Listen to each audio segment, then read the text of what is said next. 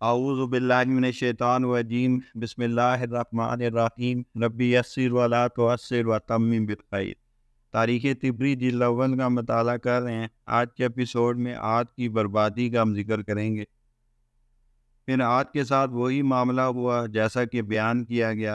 یہ سنتے ہی اس عورت نے کہا، میں تو آج کی اس شخص کی طرح نہ نہیں بنتی کہ آج پر ہوا کا عذاب بھیجا گیا، اور ہوا کا عذاب بھیجنے کے لیے ہوا کے خزانوں کا صرف اتنی مقدار میں منہ کھولا گیا جتنا کہ انگوٹھی کا حلقہ ہوتا ہے، یعنی صرف اتنی مقدار کے کھلنے پر کھجور سے لمبے قد والے اور انتہائی طاقتور لوگوں کو تنکے کی طرح بنا دیا، اور وہ خس و خاشاک کی طرح ہوا کے بہاؤ پر ادھر ادھر اڑنے لگے۔ آج کا وفد مکے کی طرف۔ ابن اسحاق سلمہ سے روایت کرتے ہیں کہ جب آج پر قید کا مسلط کیا گیا تو انہوں نے 5 افراد کو منتخب کر کے ان میں سے ایک کے ساتھ کچھ لوگ مکہ مکرمہ بھیج دیے تاکہ وہ ان کے لیے بارش کی دعا کریں۔ کل 70 افراد کا قافلہ 5 منتخب افراد کی معیت میں مکے کی جانب روانہ ہوا۔ جب یہ چاروں افراد یعنی کیل بن عطر، لکیم بن حزال بن حزیل بن عدیل بن صد بن عاد الاکبر، مرسد بن سعد بن عفیر، جلحمہ بن الخفری، معاویہ بن بکر کا خالو، نعمان بن عاد، فلاں بن فلاں، صد بن عاد الاکبر، یہ سب مکے میں معاویہ بن بکر کے پاس پہنچے تو اس نے ان کا بہت اکرام کیا۔ معاویہ بن بکر کا مسکن حرم سے باہر تھا۔ یہ تمام لوگ معاویہ بن بکر کے عزیز و قارب تھے، کیونکہ معاویہ کی بہن حزیمہ بنت بکر کی شادی لکیم بن حضر سے ہوئی تھی، جس سے 4 بیٹے عبید بن لکیم، عامر بن لکیم، امیر بن لکیم پیدا ہوئے۔ یہ سب عاد کی دوسری نسل سے ہیں۔ معاویہ بن بکر کی ناگواری۔ یہ لوگ معاویہ بن بکر کے پاس 1 ماہ تک شراب نوشی اور معاویہ کی 2 خوبصورت باندیوں سے گانا سنتے رہے۔ معاویہ بن بکر کو ان کا یہ طویل قیام ناگوار گزرا۔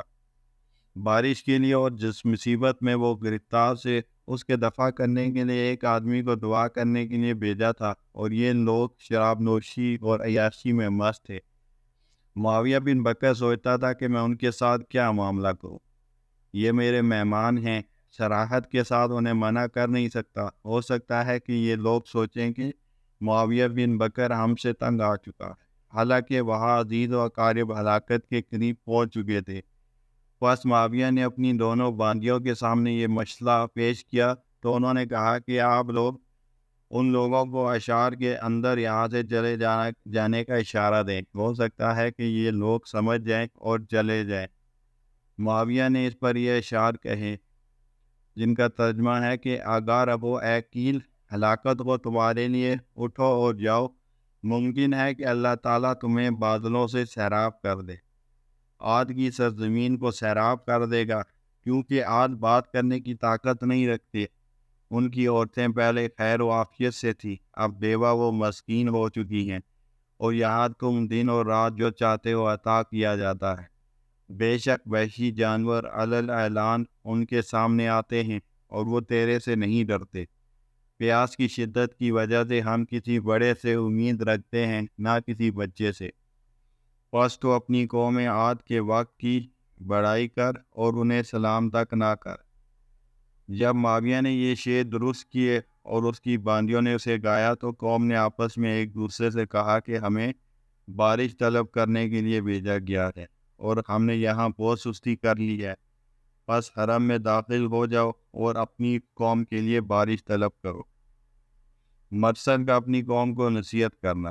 مرسد بن سعد بن عقیر جو ان میں شامل تھا اور مسلمان ہو چکا تھا مگر اپنے اسلام کو چھپائے ہوئے تھا، بولا کہ واللہ تم کو بارش سے سیراب نہ کیا جائے گا جب تک کہ تم اللہ اور اس کے رسول کی فرما برداری نہیں کرو گے۔ یہاں مرسد بن سعد کا اسلام لانا تو قوم پر ظاہر ہو گیا۔ یہ سنتے ہی جلحمہ بن الخیری نے مندرجہ ذیل اشعار کہے، اے ابو سعد، تو ایک مکرم قبیلے سے ہے اور تیری ماں سمود سے ہے، جب تک ہم زندہ ہیں ہرگز تیری اطاعت نہ کریں گے اور وہ کام نہ کریں گے جو تو چاہتا ہے۔ کیا تو ہمیں حکم کرتا ہے کہ ہم آل رفد، زمل، صد اور عبود کو چھوڑ دیں اپنے محترم بتوں کو؟ قوم عاد کا بیت اللہ میں دعا کرنا اور مرصد کو دعا سے روکنا۔ رفد، زمل اور صد تمام کے تمام عاد کے قبائل ہیں اور عبود بھی انہی میں سے ہے۔ پھر انہوں نے معاویہ بن بکر کو اور اس کے والد بکر کو کہا کہ تم مرصد بن سعد کو یہیں روکے رکھو اور اسے مکے نہ آنے دینا، اس لیے کہ اس نے حود کی پیروی شروع کر دی ہے۔ جب یہ لوگ مکہ جانے لگے تو مرصد بھی معاویہ کے گھر سے نکل پڑا اور انہیں حرم میں دعا مانگنے سے پہلے ہی آ لیا۔ مرصد کھڑا ہوا اور اللہ تعالیٰ سے دعا مانگنا شروع کی، اے اللہ تو میری حاجت کو پورا کر دے اور مجھے اس وقت کی طرف سے بری کر دے۔ عاد کی ہلاکت۔ کیل بن عطران کا ان کا قائد تھا، اس نے بھی دعا مانگنا شروع کی، اے اللہ حود علیہ السلام سچے ہیں، پس تو ہمیں سیراب کر دے۔ اس دعا کے بعد اللہ تعالیٰ نے 3 بادل سفید، سرخ اور سیاہ ان کی طرف بھیجے۔ پھر بادلوں میں سے کسی نے پکارا، اے کین تو اپنے لیے اور قوم کے لیے اس میں سے پسند کر لے۔ تو اس نے کہا، میں نے کالے بادل کو اختیار کر لیا ہے، اس لیے کہ یہ زیادہ پانی والا ہے۔ تو ایک منادی والے نے ندا دی، اے بادل تو عاد کو راکھ کا ڈھیر بنا دے اور عاد میں سے کسی کو نہ چھوڑ، نہ کسی باپ کو اور نہ کسی باپ کے بیٹے کو، سوائے بنو لوزیہ کے۔ بنو لوزیہ سے مراد بنو لکیم بن حزال بن حزیل بن حزیلہ بنت بکر ہے۔ یہ لوگ عاد کے ساتھ نہ رہتے تھے بلکہ مکہ میں اپنے ماموں کے ساتھ رہتے تھے۔ یہ بھی عاد تھے لیکن ان کا تعلق ہلاک ہونے والے سے عاد سے نہ تھا، اس لیے انہیں محفوظ رکھا گیا۔ کالا بادل۔ اللہ تعالیٰ نے اس کالے بادل کو، جسے کیل بن عطر نے منتخب کیا تھا، وادی مغیظ میں پہنچا دیا۔ در حقیقت اس میں عاد کے لیے دردناک عذاب تھا۔ جب قوم عاد نے اس بادل کو دیکھا تو ایک دوسرے کو بارش کی خوشخبری دینے لگے، جسے قرآن نے یوں بیان فرمایا ہے، یہ بادل ہے جو ہم کو سیراب کر دے گا، نہیں بلکہ یہ وہی چیز ہے جس کے لیے تم جلدی مچا رہے تھے۔ یہ ہوا کا طوفان ہے جس میں دردناک عذاب چلا آ رہا ہے، اپنے رب کے حکم سے ہر چیز کو تباہ کر ڈالے گا۔ ایک عورت پر بادل کے عذاب کا ظاہر ہونا۔ بعض اہل علم سے مروی ہے کہ سب سے پہلے اس ہوا کے عذاب کو مقدر نامی عورت نے دیکھا، جس کا تعلق عاد سے تھا۔ جب اس پر ظاہر ہوا کہ بادل آ گیا ہے تو اس نے زوردار چیخ ماری اور بے ہوش ہو گئی۔ جب ہوش میں آئی تو لوگوں کے دریافت کرنے پر بتایا کہ میں نے بادل کو فضا میں دیکھا ہے جس میں آگ کے شعلے بھڑک رہے ہیں اور اس کے آگے آگے چند آدمی اس کو ہنکا رہے ہیں۔ بس اللہ تعالیٰ نے مسلسل 8 دن اور 7 راتیں ان پر یہ آندھی مسلط کی، جس سے پوری قوم ہلاک کر دی گئی۔ عذاب کے بعد ہود ساحل سمندر پر۔ عاد کا وقت جب مکے سے نکلا تو معاویہ بن بکر سے ان کی ملاقات ہوئی۔ اسی اثنا میں ایک اونٹنی سوار وہاں پہنچا تو عاد نے اس سے پوچھا کہ تو نے ہود اور اس کے ساتھیوں کو کہاں دیکھا؟ تو اس نے جواب دیا کہ ساحل سمندر پر، لیکن لوگوں نے اس شخص کی بات پر یقین نہ کیا۔ 3 افراد کی دعا۔ مرصد بن لقمان بن عاد اور کیل بن عطر کو اختیارات دیے گئے کہ تم میں سے ہر شخص کو چاہے اپنے نفس کے لیے پسند کر لے۔ مرصد بن سعد نے کہا، اللہ تعالیٰ آپ مجھے نیکی اور سچائی عطا فرمائیں، بس اسے عطا کر دی گئی۔ لقمان بن عاد نے کہا، اے اللہ تعالیٰ مجھے لمبی عمر عطا فرما۔ اس سے کہا گیا کہ ایک بکری کی عمر کو پسند کر لے، یا جنگلی بھیڑ کی عمر کو، یا 7 گدھوں کی عمر کو اختیار کر لے، لیکن یاد رکھنا کہ اس کے بعد بالموت ہے اور اس سے مفر نہیں۔ گدھ منتخب کرنے کا طریقہ۔ لقمان بن عاد گدھ کا بچہ اس وقت لیٹا جب وہ انڈے سے نکلتا اور اس میں بھی نر گدھ کا انتخاب کرتا، اس لیے کہ اس کی عمر مادہ کی نسبت لمبی ہوتی ہے۔ جب ایک گدھ بوڑھا ہو کر مر جاتا تو پھر دوسرا بچہ پکڑ لیتا، اس طرح اس نے 7 گدھوں کی عمر پائی۔ لقمان بن عاد کی موت۔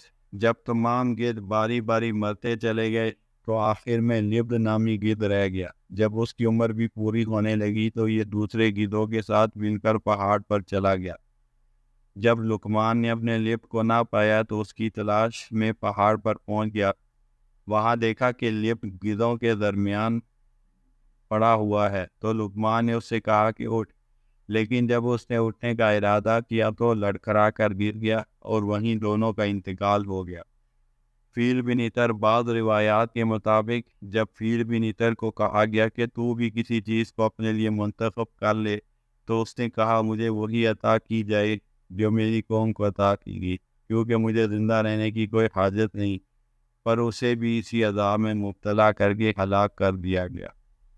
مرثد کے اپنی قوم کے بارے میں اشعار ہیں کہ تاکہ اپنی قوم کے لیے پانی طلب کرے اور موسلا دھار بارش برسنے والا بادل ان کے ساتھ تھا، یعنی اپنی تقریب کی بنا پر بارش سے بھی محروم تھے۔ انہوں نے اعلانیہ اپنے رب سے کفر کیا، اسی وجہ سے انہیں تباہ و برباد کر دیا گیا۔ سن لو اے لوگو، اللہ تعالیٰ نے عاد کی عقلیں سلب کر لی، اس لیے کہ ان کے قلوب خواہشات کے گھر تھے اور واضح خبر کے سننے سے عاجز تھے، اس لیے انہیں کوئی نصیحت خیر پر نہ لا سکی۔ میرے جان و مال اور میرے بیٹوں کی ماں سب کے سب ہمارے نبی حود علیہ السلام پر قربان۔ جب وہ ہمارے پاس مبعوث کیے گئے تو ہم ظلم کیا کرتے تھے اور لوگ دین کی روشنی سے محروم تھے۔ ہمارا بھی ایک معبود سمود اللہ ہے، جس کے مقابلے میں کافروں کے خدا صد اور ببا ہیں۔ ہمارے خدا کو اسی نے دیکھا جس نے سنگ دلی کو جھٹلایا اور بدی سے توبہ کی۔ میں عنقریب آل ہود اور اپنے بھائیوں سے ملوں گا جب شام گزر چکی ہوگی۔ رئیس عاد خلجان۔ خلجان قوم عاد کا سب سے بڑا رئیس اور سردار تھا۔ محمد بن اسحاق سے مروی ہے کہ جب عاد سے ہوا کو روک دیا گیا تو 7 آدمیوں نے کہا، جن میں خلجان بھی تھا، کہ چلو آؤ دیکھیں کہ قوم کے ساتھ وادی میں کیا معاملہ ہوا ہے۔ وہ لوگ جیسے ہی وادی میں پہنچے تو ہوا نے ایک بار پھر انہیں قابو کر لیا اور خلجان کے سوا سب کو موت کے گھاٹ اتار دیا۔ اب خلجان وہاں سے بھاگا اور پہاڑ پر چڑھ گیا اور اپنے آپ کو ملامت کرنے لگا۔ مکالمہ حود علیہ السلام و خلجان۔ جب حود علیہ السلام کو خلجان کے زندہ رہنے کا پتہ چلا تو آپ اس کے پاس گئے اور کہا کہ اسلام لے آؤ، محفوظ رہو گے۔ یہ دعوت سن کر خلجان نے کہا کہ اگر میں اسلام لے آؤں تو تمہارا رب مجھے کیا عطا کرے گا؟ حود علیہ السلام نے فرمایا وہ تمہیں جنت عطا کرے گا۔ خلجان نے کہا اچھا یہ بتاؤ کہ وہ کون لوگ تھے جنہیں میں نے بادلوں میں دیکھا تھا؟ حود علیہ السلام نے فرمایا کہ وہ اللہ تعالیٰ کے فرشتے تھے۔ خلجان نے کہا اگر میں اسلام لے آؤں تو کیا تمہارا رب مجھے ان سے محفوظ رکھے گا؟ حود علیہ السلام نے فرمایا کہ تو نے کبھی دیکھا کہ بادشاہ اپنے سپاہیوں کو کسی سے دور رکھا ہو؟ یہ سن کر خلجان نے کہا کہ اگر یہ بات ہے تو میں اسلام اختیار کرنے سے انکاری ہوں۔ اس کا یہ کہنا تھا کہ زوردار آندھی آئی اور اسے بھی اس کی قوم کے ساتھ ملا دیا۔ حود علیہ السلام کی عمر۔ ابو جعفر سے مروی ہے کہ تمام قوم عاد کو ہلاک کر دیا گیا، اور جو کوئی اس وقت ہلاکت سے بچ گیا اسے بھی بعد میں ہلاک کر دیا گیا، سوائے حود علیہ السلام اور ان کے پیروکاروں کے۔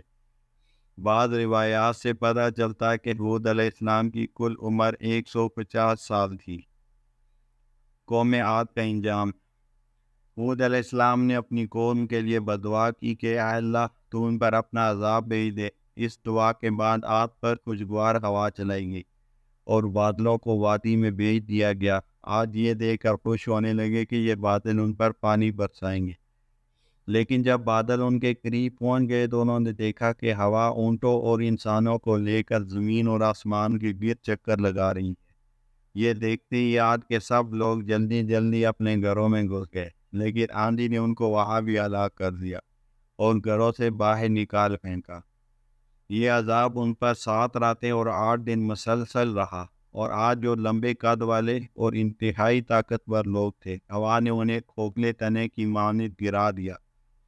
جب پوری قوم عاد کو ہلاک کر دیا گیا تو اللہ تعالیٰ نے سیاہ رنگ کا ایک پرندہ بھیجا جس نے ان کی لاشوں کو اٹھا کر سمندر میں پھینک دیا، بستی کو ان کی لاشوں سے خالی کر دیا۔ قرآن مجید میں اس واقعے کو اس طرح بیان فرمایا گیا ہے، تم وہاں ہوتے تو دیکھتے کہ وہ وہاں اس طرح بچھڑے پڑے ہیں جیسے وہ کھجور کے بوسیدہ تنے ہوں۔ سورۃ الحاقہ آیت نمبر 7۔ اور عاد کی طرف ہم نے ان کے بھائی ہود کو بھیجا، اس نے کہا اے برادران قوم، اللہ کی بندگی کرو، تمہارا کوئی خدا اس کے سوائے نہیں ہے، تم نے محض جھوٹ گھر رکھے ہیں۔ سورہ ہود آیت نمبر 50۔ اس نے کہا اس کا علم تو اللہ کو ہے، میں صرف وہ پیغام تمہیں پہنچا رہا ہوں جسے دے کر مجھے بھیجا گیا ہے، مگر میں دیکھ رہا ہوں کہ تم لوگ جہالت برت رہے ہو۔ سورہ احقاف آیت نمبر 23۔ ہم نے ایک پہم نحوست کے دن سخت طوفانی ہوا ان پر بھیج دی۔ سورہ قمر آیت نمبر 19۔